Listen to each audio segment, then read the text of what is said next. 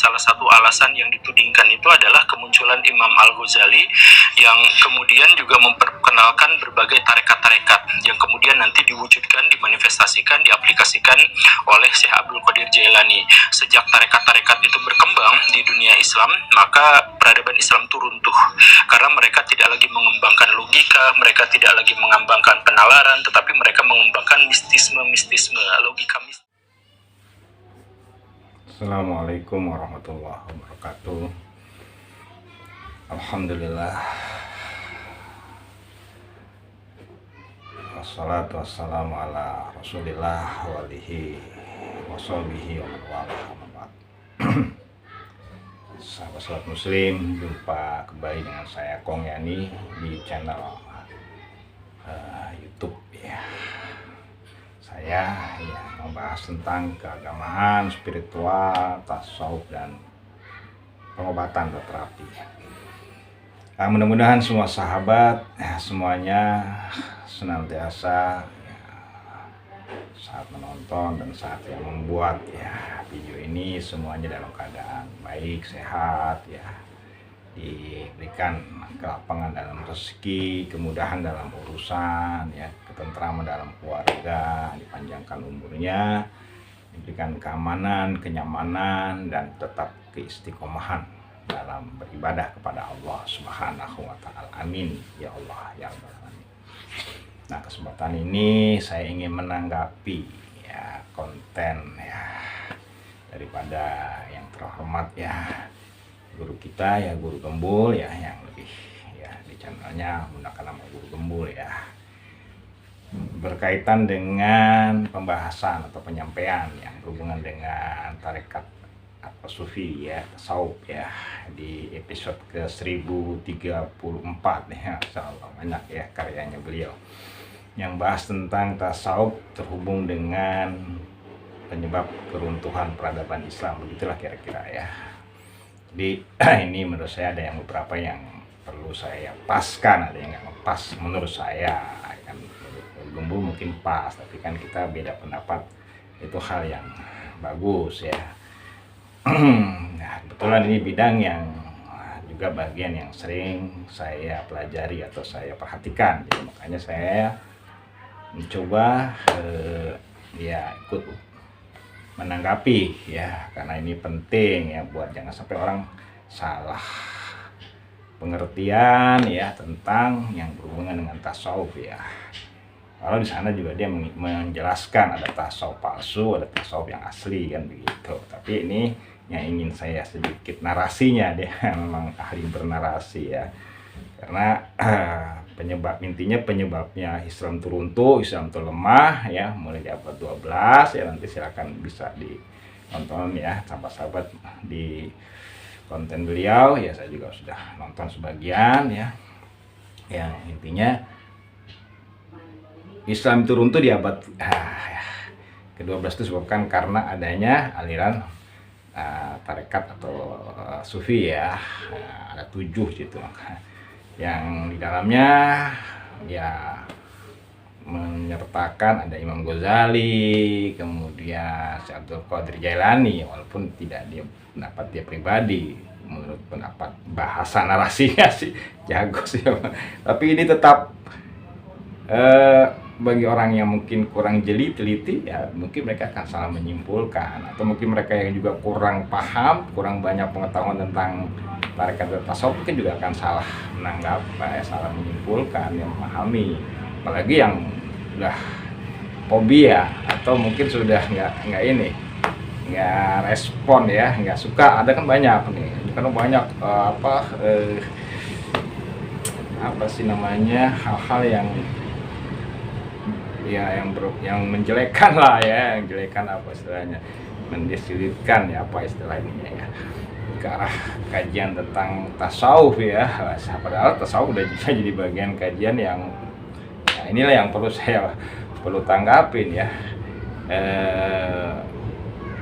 saya sih memahami karena saya juga baca biografi beliau bukan ahli tasawuf karena beliau guru, tapi guru sejarah kan memang jago mantap. Juga saya suka dengan kritisnya beliau, saya sering sependapat dengan beliau, tapi kan nggak semuanya sependapat ya kan gitu. Gitu. Juga bukan berarti kalau dia pintar dia nggak ada salah, ya enggak lah. Nabi aja kan juga ada salahnya ya kan. Surah At-Tahrim mengabadikan tentang kesalahan Nabi, surah Abasa ya, dan beberapa ayat lagi yang lain. Jadi sahabat-sahabat yang dirahmati Allah Subhanahu wa taala, ini kesempatan saya perlu menanggapi karena saya nonton itu. Nah, itu keseret itu Imam Ghazali, Syekh Abdul Qadir Jailani, itu menjadi sesuatu yang penyebab ya maknanya lah, konotasinya andil dalam runtuhnya peradaban Islam. Padahal sejarah yang saya baca berbeda gitu menurut asumsi saya tentunya. Tapi kan kita di sini semuanya masih berasumsi ya kan gitu. Karena kan ini kan forum media sosial, forum yang sifatnya masih bersifat umum, karena seorang ahli pun juga kalau menyampaikan sesuatu yang otentik ya nggak di media sosial ya kan, tentunya di forum ilmiah. Nah, baik sahabat-sahabat, itu bukan bidang saya lah, tapi sebenarnya saya juga pernah kuliah ya kan, pernah belajar lah begitu, jadi tahu standar bagaimana attitude ilmiah. Sahabat-sahabat yang dirahmati Allah Subhanahu wa taala, yang pertama kalau dikatakan runtuhnya karena tasawuf itu yang pertama ya, ada indikasi dapat itu Islam menjadi lemah karena tadi ya teori-teori mistisnya yang tidak logikanya. Ini juga begitulah kira-kira. Walaupun kemana sasaran intinya saya juga paham ya, tapi pengantar pembawaannya ini menimbulkan sebuah hal yang harus saya tanggapi, yang perlu juga saya luruskan. Ya itu kadang-kadang memang kalau kita bikin konten ya memang perlu thumbnail apanya itu kan katanya harus ya, tapi hati-hati juga, jangan sampai nanti akhirnya malah menimbulkan sesuatu yang berdampak pengertian yang jauh kekeliruannya. Ya sahabat, kalau salah sih ya Allah alam shawab ya kan, hak mirobik, yang benar itu kan Allah yang tahu. Tapi kalau bicara tentang ya baik tidaknya atau bagus tidaknya ya kan, bahasanya lah yang lebih baik sahabat-sahabat. Jadi justru saya tanggapi nih buat yang terhormat nih saudara saya nih Pak Guru ya, Pak Guru Gembul gitu. Nah, Imam Ghazali itu orang yang banyak berjasa menurut teori sejarah yang saya baca ya kan gitu kan. Sejarah itu kan teori. Ya, sejarah itu kan banyak versi gitu. Dia orang yang sangat berjasa di dalam peradaban Islam, dalam ilmu pengetahuan. Peradaban itu kan ada berupa ilmu pengetahuan, ada berupa hasil teknologi ya kan gitu, ada hasil apalagi saintis ya, ilmu teknologi sains ya, ada berupa budaya, ada berupa keyakinan. Itu kan bagian dari peradaban, karena peradaban itu kan intinya adab ya kan. Maksudnya artinya perilaku atau mental lah manusia yang secara masa ya besar ya. Jadi sahabat-sahabat, Imam Ghazali ini orang paling berjasa sama Islam sejarah. Kenapa? Karena dia digelari sebagai hujatul Islam. Hujah itu artinya argumentasi ya. Artinya logikanya kuat. Nah, jadi Imam Ghazali itu seorang yang masya Allah, dan dia banyak membela hujahnya, argumentasinya, logikanya mengalahkan logika kaum teologi dari Eropa. Karena di zaman itu pemahaman Tuhan, teologi, ilmu Tuhan, ketuhanan teologi itu mulai berkembang di Eropa dan begitu cerdas dan banyak mematahkan logika ketuhanan orang-orang dari Islam. Ini jangan salah ya, Imam Ghazali ini dahsyat. Dialah yang cerdas yang mampu mematahkan tentang ketuhanan yang berdasarkan orientalis, logika yang selalu diagung-agungkan sama yang mulia Guru Gembul ya kan gitu. Itu justru dengan kecerdasan Imam Ghazali, dengan ya kedalaman ilmunya, termasuk dalam ya yang mendukungnya sampai ilmu syariatnya dan juga ilmu tasawufnya, mampu mematahkan teologi dari ahli-ahli ketuhanan dari orientalis Eropa atau Barat lah, wahai sahabat. Ini perlu ya, silakan belajar, dipelajari lagi lebih banyak lagi tentang sejarah itu jasanya daripada Imam Ghazali, yang kemudian dia juga melanjutkan kajian keagamaannya sampai ke kajian yang mengarah ke bidang tasawuf gitu.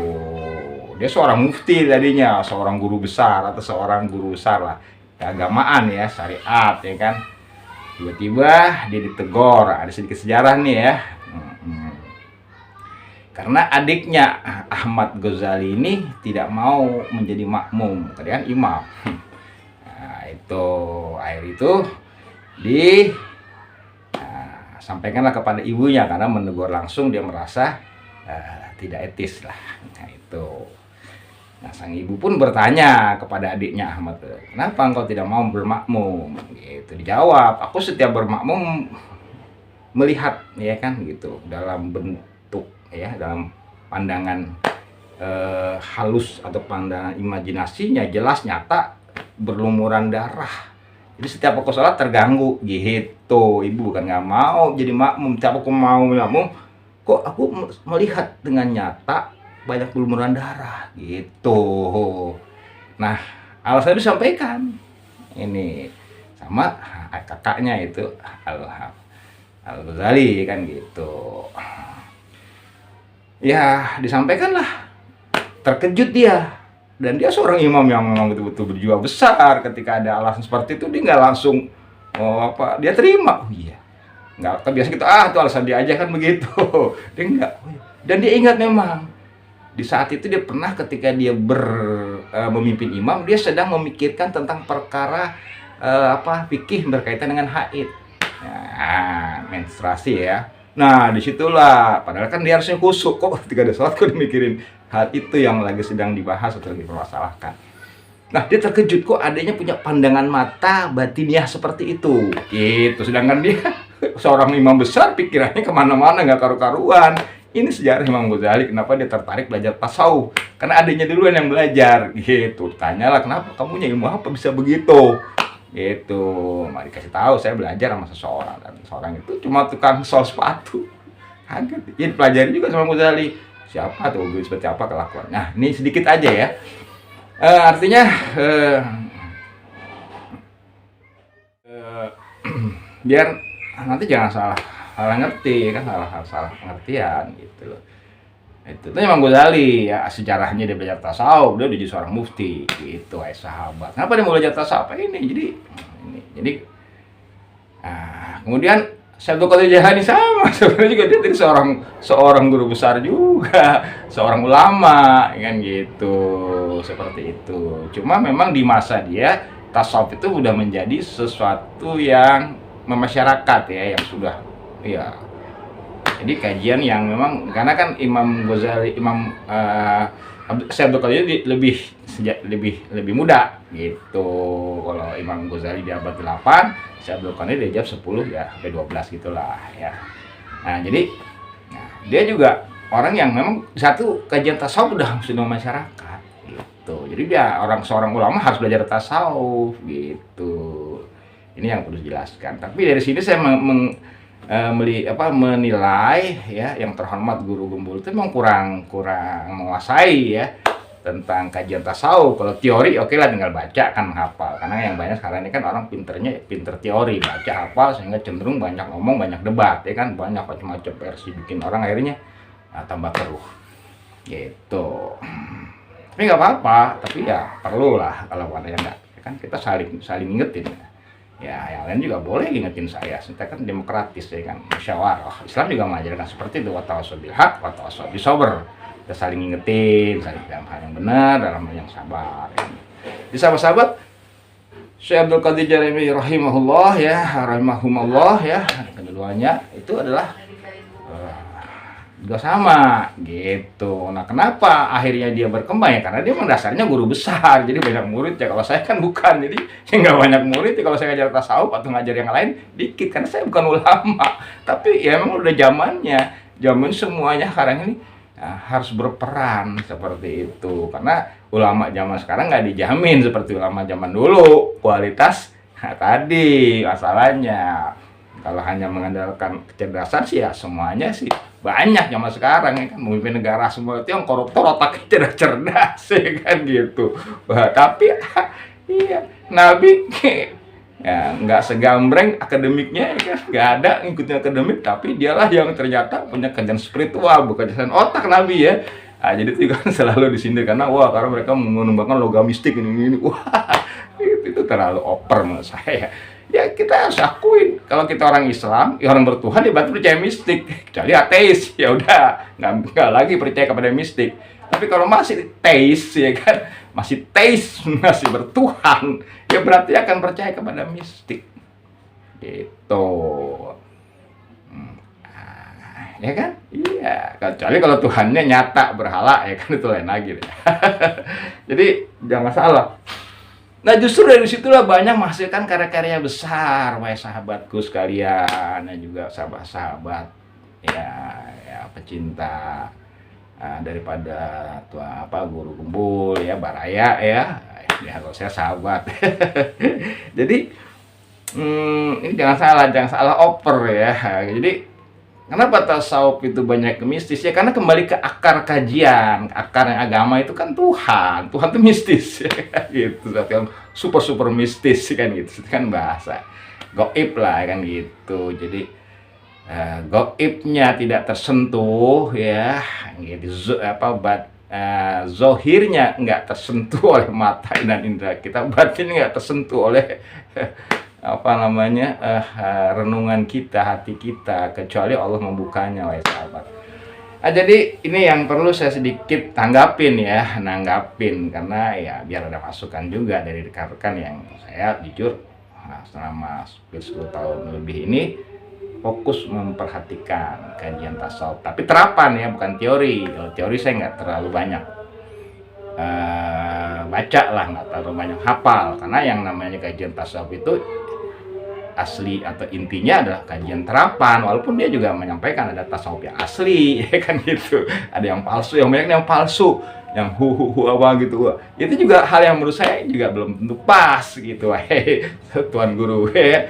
Kenapa? Karena kalau Bapak Guru belajar terapan tasawuf, Bapak Guru akan mengalami yang namanya fana. Mau yang asli kayak mau yang nggak asli, ya nggak asli lain lagi lah ya. Yang asli pun akan ada mengalami hal seperti itu juga gitu. Bukan berarti kalau asli dia nggak mengalami, yang enggak juga, akan mengalami, hanya bedanya seperti itu. Kalau dia berupa sudah besar jadi kumpulan ya, karena kalau misalnya kalau ulama itu ngajar tasawuf berarti muridnya banyak kan, jadi kumpulan tuh aja kelihatan kan, proses belajarnya kelihatan. Tapi kalau tuh gurunya bukan ulama kan nggak begitu terkenal ya, muridnya juga nggak banyak, jadi nggak begitu kelihatan gitu. Itu aja beda di situ sebetulnya. Tapi kalau proses-proses aneh-anehnya, mau yang asli atau yang palsu ya, kalau palsu ya yang asli sama akan mengalami juga kalau belajar terapan loh ya. Kalau teori ya enggak lah, kalau teori gitu. Kenapa? Di dalam tasawuf itu ada proses yang namanya fana itulah yang di saat itu orang sudah logikanya mengalami kondisi tadi lepas. Ini gimana? Saya susah jelasinnya. Ini penjelasannya gimana ya? Nah, jadi itu aja sih, saya cuma ingin sedikit menanggapi itu. Biar jangan sampai ketika ada yang asli begitu, kita dianggapnya palsu. Jangan, enggak kan? Iya. Gitu. Makanya ketika al-halat kan dianggap palsu ya. Iya, walaupun dia ya itu. Kenapa? Karena dia fana, dia mengatakan dirinya sebagai Tuhan. Ini kita harus lihat.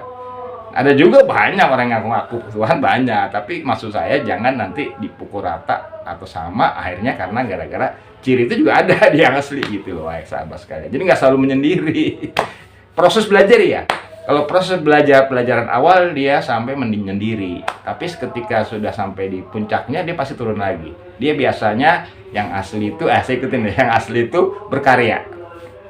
Nah itu sahabat sekalian, berkarya. Kayak Imam Ghazali, dia berkarya bikin buku tentang rohani ya kan, dengan kenangan kitabnya yang masuk sampai sekarang jadi patokan ya, yaitu kitab Ihya Ulumuddin ya. Kemudian Syekh Abdul Qadir Jailani bikin kitab banyak, salah satu yang terkenal Sirrul Asrar gitu ya, sahabat sekalian. Jadi dan itu sangat penting buat orang yang lagi belajar tasawuf gitu, karena dia perlu sedikit panduan gitu loh. Tapi kalau terapannya yang diperlukan bukan panduan, tapi pembimbingnya, pemandunya, guru musidnya lah kalau bahasa orang dunia tasawuf ya gitu. Jadi kalau tiba-tiba ada goyang gini-gini itu jangan disimpulkan itu berarti yang palsu. Enggak juga, yang asli juga akan ngalamin begitu gitu. Jadi Ini perlu saya jelaskan juga ya pada penonton pada sahabat-sahabat lah yang nonton ya, biar saya sedikit ngelempengin lah atau nambahin lah yang sampaikan daripada guru gembul ya itu. Jadi ini yang perlu saya sampaikan dalam kesempatan ini, dan satu hal yang harus kita ingat baik-baik bahwa sejarah Islam atau sejarah Nabi Muhammad jadi Rasul itu jalan tasawuf yang dia lalui sebenarnya ya kan. Kenapa? Karena dia kholwat di Gua Hiro. Jalan tasawuf di tingkat-tingkat menengah ke atas dia akan berkholwat. Itu aja sih yang saya sampaikan buat sedikit melengkapi karena ini penting ya, karena ini kan tasawuf itu masih pro dan kontra sampai sekarang padahal udah sejarah dan tentang yang meruntuhkan itu juga keliru gitu. Justru tasawuf itu menyelamatkan kehancuran umat Islam atau kehancuran peradaban Islam. Seperti apa? Nanti bahas panjang, saya singkat aja. Kenapa? Karena Islam ketika itu sudah materialistis dan orientalis, sudah masuk ke dalam lingkaran kekuasaan umat Islam yang kenal dengan Bani Umayyah dan Bani Abbasiyah. Dan situ terjadi juga belum lagi kekuasaan kaum Nasrani yang mencoba ingin kembali mengambil wilayah-wilayah yang pernah mereka kuasai. Jadi penuh dengan. Nah, kapan peradaban Islam hancur? Justru setelah dia berhasil masuk ke dalam umat Islam, menyingkirkan tasawuf, baru dia berhasil. Gitu. Nah, kalau ingin bangkit lagi umat Islam, tasawuf harus dihidupkan. Ya, tapi tasawuf yang asli, saya setuju itu. Tapi saya ingin luruskan, jangan sampai terkeliru lagi. Mana yang asli dan yang palsu ini agak sulit ya, agak halus. Tapi yang jelas harus orang yang ahli lah yang tahu. Ini sih udah keluar. Pananya bukan panah, itu namanya sudah mengalami namanya halu. Halu. Jadi beda. Panah dengan halu itu beda. Seperti halu tapi dia nggak halu. Kenapa? Karena ada urat yang nyambung antara pikirannya. Walaupun pikirannya lepas tapi pasti ada yang nyambung ke hatinya. Tapi kalau halu itu memang lepas dari dengan hatinya. Jadi kayaknya ngaco gitu. Baik, itu aja dari saya.